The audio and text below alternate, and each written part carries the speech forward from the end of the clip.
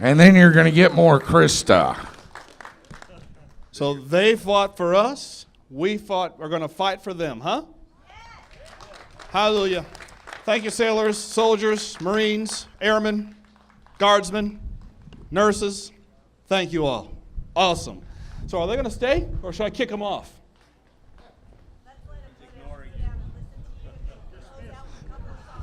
Dismissed.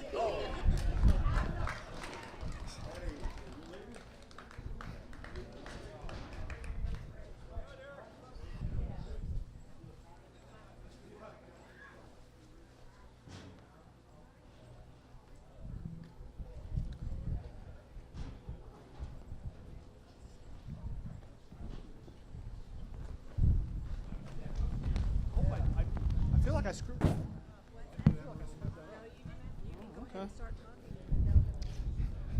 Okay.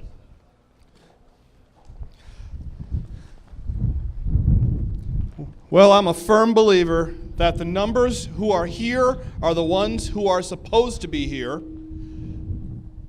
Do we have any red-blooded, liberty-loving, Bible-thumping, Magnum-carrying, V8 driving Texans in the house right now? There's a handful of you. I spent a lot of time in corporate America before becoming an entrepreneur a number of years ago. And when you're in corporate America and in management, which I was, you do a lot of this management training where they have you create a mission statement for your life. Anybody ever do this thing, the life mission statement? I hate that thing. I'd come up with one, that sounds stupid. Cross it off, do another one. I could never come up with one. I have finally come up with a mission statement for my life. It's taken the better part of 47 years, but I've got it.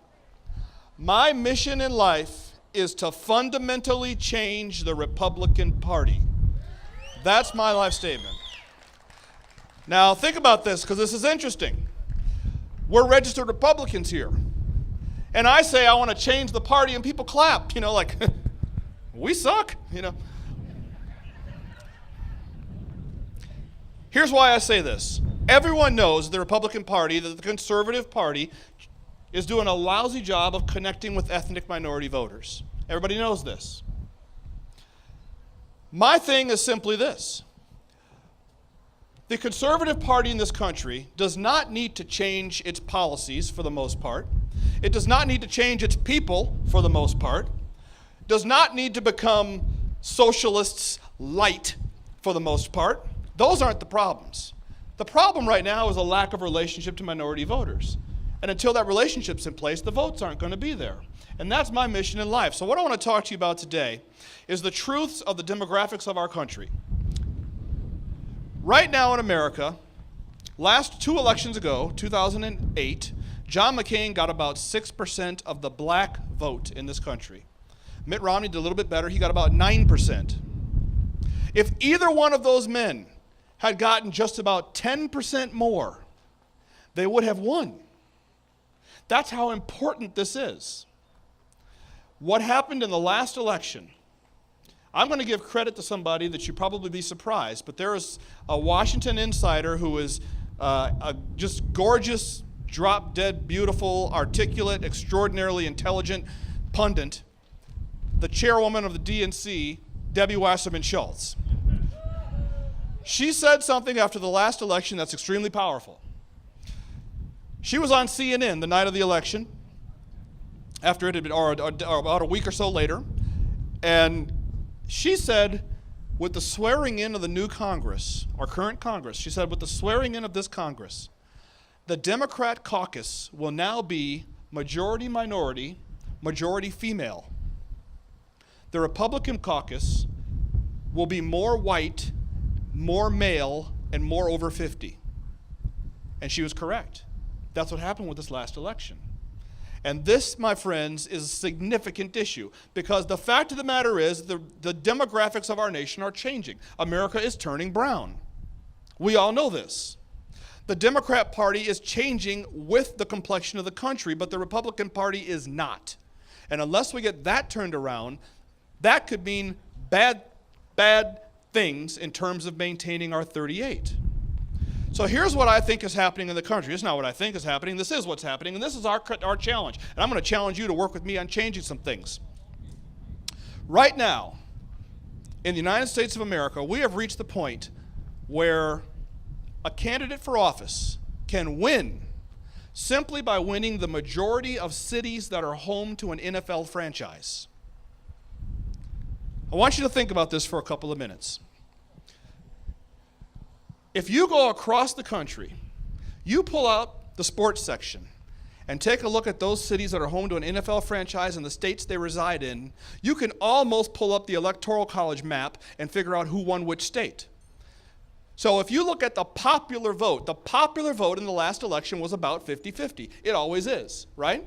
Barack Obama got 50.6% of the popular vote. It's a 50-50 split. But then if you look at the Electoral College split, it isn't even close. You need 270 to win. Mitt Romney got 206 by getting 50% of the population. Well, how is that possible? I'll tell you how it's possible. Because he won South Dakota, he won North Dakota, he won Wyoming, he won Montana, he won Idaho. It's great to win those states, but nobody lives there. There are no people. But if you pull up the sports section on Sunday and you look at the NFL standings, you could almost go right through it.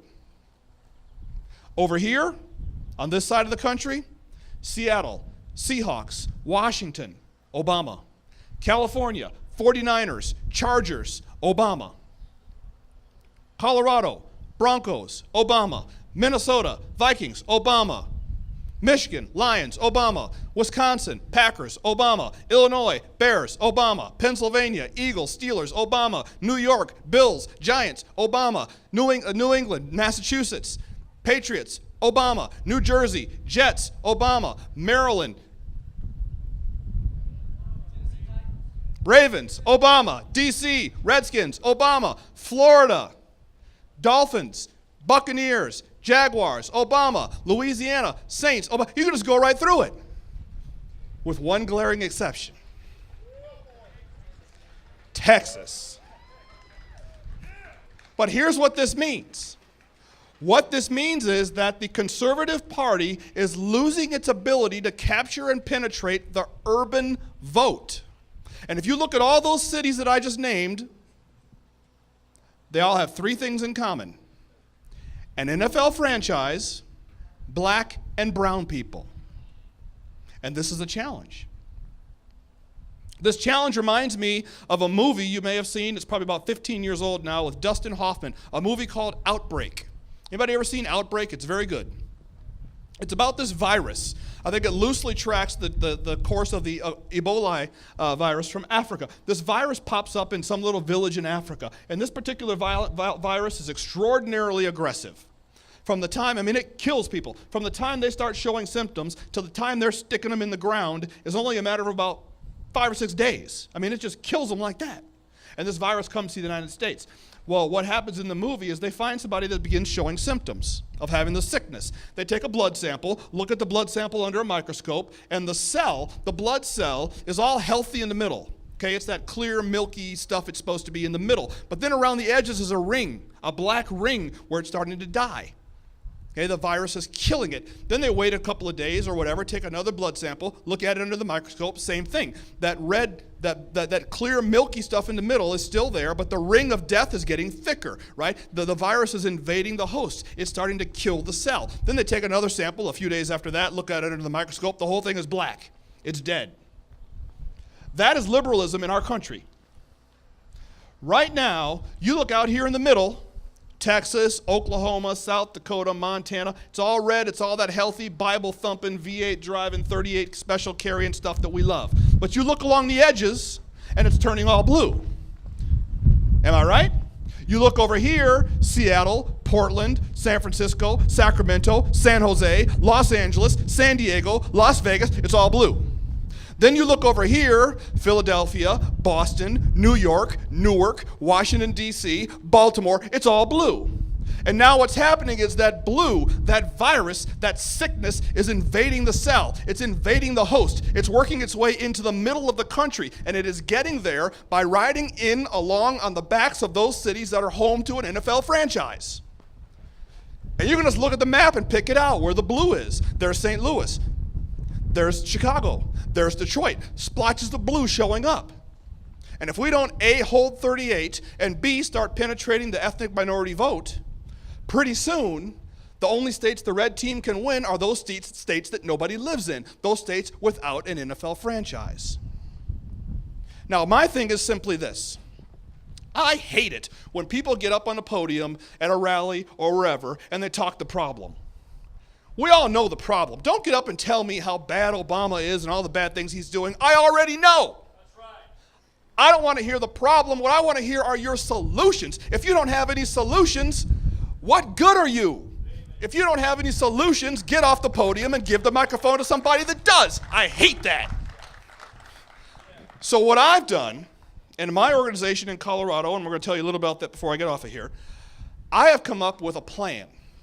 I have a very, very simple 5-point plan that I am working on getting into the hands of conservatives across this country, elected office holders, Tea Party leaders, whatever, and talk to these people about what it takes to penetrate and begin making inroads into ethnic minority communities in their districts. Because what we find, and I know a lot of you relate to this, white people, is say, you know, I'd love to do the outreach thing, I'd love to do the inclusion thing, but how do I do that? You know, it's very uncomfortable. I don't understand the culture. You know, where do we start? And I'll tell you where we start. Where we start is not talking to people about policy. We start by talking to people about how many children they have. We start by finding out if the school in their neighborhood is succeeding. The issue that the conservative party in this country has is not that its policies are wrong. Some of them may be. But that's not the issue. The issue is a lack of relationship. It's not policy-based for the most part. And for evidence, you don't have to look any further than Detroit, Michigan. Everyone knows what the deal is in Detroit. If you don't, you're living on another planet. Detroit is one of the greatest cities on the planet. One of the greatest cities in the world. A couple of decades ago is now half of its former self. Used to be 1.5 million people. It's now 700,000 people. 35,000 vacated buildings that need to be bulldozed. Everyone knows the problems in Detroit. Detroit is the most heavily per capita black city in the country. 88% of people in Detroit are black people. Their city has been decimated by liberal policies and politicians. Yet come November, 90% of those 88% of black people are going to go and vote for a Democrat. So clearly the issue isn't policy, right? If the issue were policy, there wouldn't be a black person in Detroit who would even consider voting for a Democrat. That's not the problem. The problem is a lack of relationship. What you hear in the black communities and what you hear in the Hispanic communities and what you see on the news on MSNBC, if you can stand it, is that the Republicans are racists. The Republicans don't care about us. The Republicans don't care about the poor. It's all relational. First, we have to work on building relationships into the ethnic minority community. Once the relationships are in place, then we can pursue the votes. You cannot do it the other way around, and that's what the Republicans and the conservatives have been trying for 50 years. You cannot send a team of people into the hood 6 weeks before an election, walking around handing out flyers saying, we care about you too, and think that's going to produce results. That is an insult. The Conservative Party does not have an election day problem when it comes to reaching minorities. The problem the Conservative Party has is the 3 years, 11 months, and 29 days in between the elections. And if we start doing a better job on those days, then the elections will begin to take care of themselves. But that means investing some time, effort, resources, manpower, and finances into making it happen. So what have I done? I've come up with 5 things, a 5-point plan that any conservative in this country can begin enacting in his or her community to begin the process of building relationships. This will not produce fruit this election cycle, very little. But we can't focus on that. There was once a point in this country when every black person in the country voted for Republicans. Set us free from slavery, right? Who would you vote for? Well, that pendulum has now swung to the point where 93% of us are voting for the liberals. Swinging it back will not happen in 5 months, but it can happen if we start the process of building relationships and putting seeds in the ground today. They will bear fruits tomorrow. 5 things. Number 1, Mr. or Mrs. elected conservative or Mr. or Mrs. candidate for office. Join up and show up. In most communities in this country, You have local chapters of ethnic minority organizations like the NAACP, like the Hispanic Chamber of Commerce, like the Urban League, like the African American Chamber of Commerce, whatever you've got. Mr. and Mrs. Elected Official, you need to join that thing and start showing up at those meetings. In my hometown, Colorado Springs, small city, about 500,000 people, or 500,000 people, we have a local chapter of NAACP of which I am a member. I go to our NAACP meetings and I see elected officials there all the time. Guess who? The liberals are there. Join that thing and show up, Mr. and Mrs. Elected Official or Mr. or Mrs. Candidate for office, and start letting people know that you care. You know, first of all, you're elected to represent everybody in the district. Those are your constituents or who your constituents want to be. Second of all, when they have those meetings, they go around the room and they have all the elected officials stand up and say hello and introduce themselves, take a couple of minutes, just like you do at your meetings. Well, when that happens, Mr. or Mrs. Elected Official, stand up and say something like this. Hello, my name is William Tell. I am a House representative. I work at the State House. This is my district. And I just want you to know that I'm here because I want to get to know you. We got to get to know each other. We may not agree on everything, and that's okay. We don't have to agree, but we don't have to dislike. So I'm going to start coming to your meetings, and I hope you'll shake my hand. I hope you'll start coming to my meetings. And let's just begin the process of getting along. And then sit down. You're not there for votes. There are no votes for you there. You are there for the purpose of putting seeds in the ground that will bear fruits tomorrow. Point number 2. Mr. and Mrs. Conservative Official, let's form a clergy committee made up of all the pastors, priests, fathers, ministers, whatever they call themselves, bishops. Let's find all the heads of the majority, minority churches in your district, put them on a council that you meet with on a regular basis, and you show up personally. Don't send your top staff aide. Don't send your chief administrator. You meet with them quarterly, monthly, whatever it is. Let's work on penetrating the community of faith. The community of faith is our softest landing spot. Let's start there. So let's get those men together, or men and women together, on a regular basis, because when you have a relationship with the pastor, by association, you now have a relationship with 200 or 300 families in your city. If the pastor endorses you informally, that's credibility with 200 or 300 other families that you would not have credibility with. So let's meet with your clergy council on a regular basis for the purpose of finding out what's happening in the community, for the purpose of just finding out what's happening in the school, for the purpose of finding out, do we need to put a crosswalk down there because in the last 2 years, 3 kids have almost been hit by a car. That's not asking for a vote. That's building a relationship. Point number 3, Mr. and Mrs. Elected Conservative Official, we need to develop a calendar. And on it, let's put all of the social events put on by the ethnic minority community in your district. The social events, quinceañeras, Cinco de Mayo, Martin Luther King Day, Juneteenth.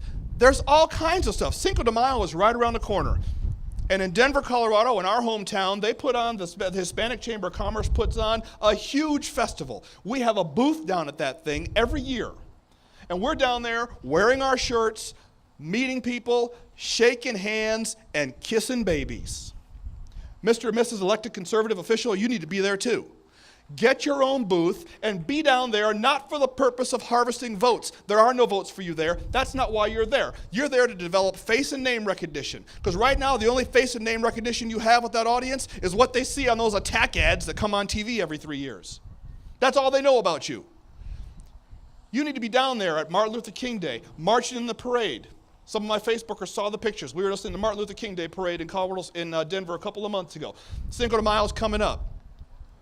The Hispanic Chamber of Commerce in your city might be having a festival. A lot of them do. They rent out a big park like this. They put a pig on a spit. They have those big bouncy houses for the kids. And it's just a festival. You need to be down there with a booth, a 10 by 10 foot booth, down there with your entire staff, wearing your shirts, talking to your constituents, handing balloons to the little babies when they go by, handing a piece of candy to them. And when the people walk in front of your booth, introduce yourself. Hello, my name is Congressman so-and-so.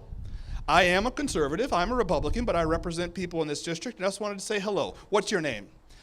Good to meet you, Luisa. What's your name? Good to meet you, Javier. What's your name, young man? Hi, David. Good to meet you. I'm Congressman so-and-so. David, how old are you? You're 10 years old, so are you in the 4th grade? Are you trying as hard as you can in school? Okay, shaking hands and kissing babies. Point number 4. Mr. and Mrs. Conservative Official. I almost didn't make it. Mr. and Mrs. Conservative Elected Official. We need to begin conducting your town hall meetings in the ethnic minority community. Okay, the days of coming home from the state capitol or Washington, D.C., or the county seat, wherever you work, the days of coming home into district and having your town hall meetings at GOP headquarters have got to come to an end. Those people are not going to come to that meeting. So since they won't come to your meeting, let's take your meeting to them. If you're following the plan, at step number 2, you formed a clergy council. You now have a relationship with pastors and priests and ministers in the neighborhood. Well, guess what? They have a building in the neighborhood with a room that seats 150 people. Let's work with that relationship and begin having your town hall meetings down in the churches in the neighborhood. Advertise it on the streets. Let people know your congressional representative is holding a town hall meeting Tuesday at 7 o'clock at St. Ignatius Church on 3333 Washington Street. You're invited to come. Guess what? The first time you have that town hall meeting, Mr. and Mrs. Elected Official, you may only get 2 people that show up. That's 2 more than we had last time. And if we start today, we'll have 2 more today. We may have 6 by the end of the year.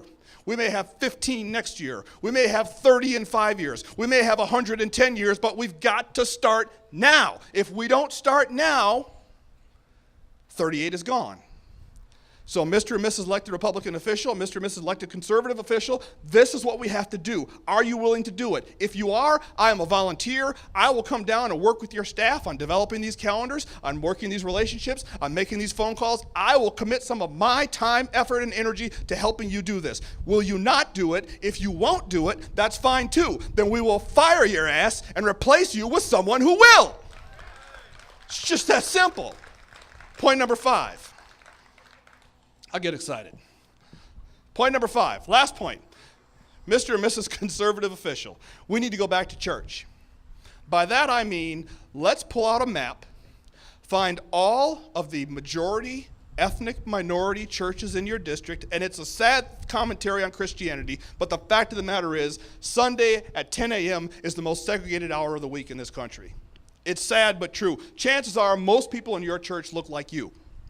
It's just the way that it is. But since it's that way, let's leverage that fact to our advantage. Okay, if you have a church with a Hispanic pastor and a Hispanic congregation, probably you got 80% of that congregation is going to be Hispanic.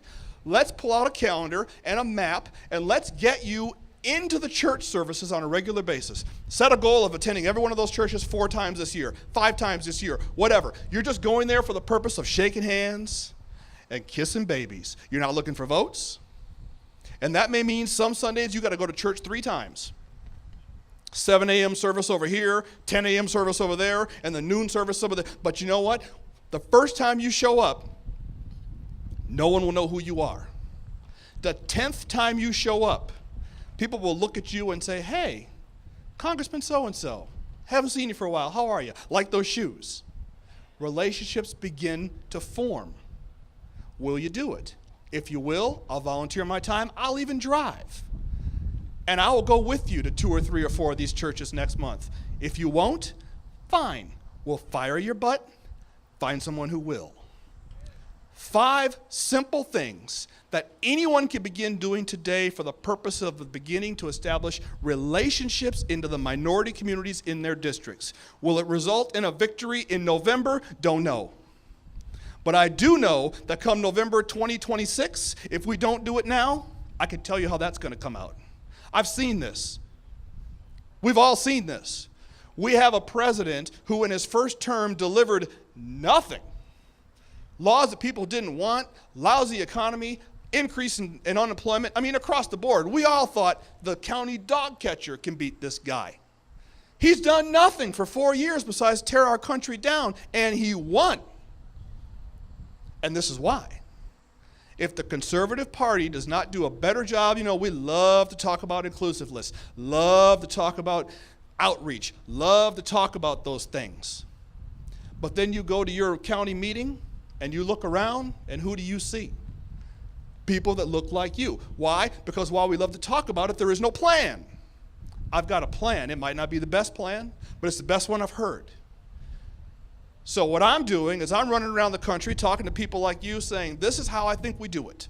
Might not be the best plan, but it's a plan nevertheless. If you will work with your local officials, if you will work on the ground in your community, and you, and if everybody does a little, that's the same as a few to your local elected office, get in there and start saying, if we begin this today, we will see fruit tomorrow. So let me close with two things. We came down from Colorado. I came with myself, and I brought Casper with me, who is president of our Denver chapter. I have David with me, who is on my board of directors, and I have Jerry with me, who follows me around with a camera everywhere he goes. And we shipped down a whole bunch of T-shirts to this thing because we thought we'd be selling them like hotcakes. And I don't want to ship them all back. So if you haven't gotten one of our shirts, those shirts literally with shipping cost me $14 each. Anyone here could get one for $15. I'll make $1. If you already bought one and paid $20, I'm sorry, but they're expensive to ship. Second thing, the 5-point plan I just went through is available on DVD. We've got DVD copies back at our table. Get a copy of this thing. It's at a rally that I did in Phoenix a couple months ago. It's the full Monty. Tonight I gave you 30%. That DVD goes into detail and drills down on each one of those 5 points, exactly what we have to do to begin penetrating the ethnic minority voters in our districts. If you want to get one or get a couple and give one to your county commissioner, give one to your House representative, whatever, please go to our table and buy a couple of those things, and let's get this thing on the ground, because until the relationships are there, the votes will not be there. And there are people in this country, black and brown voters right now, who are looking for a better solution.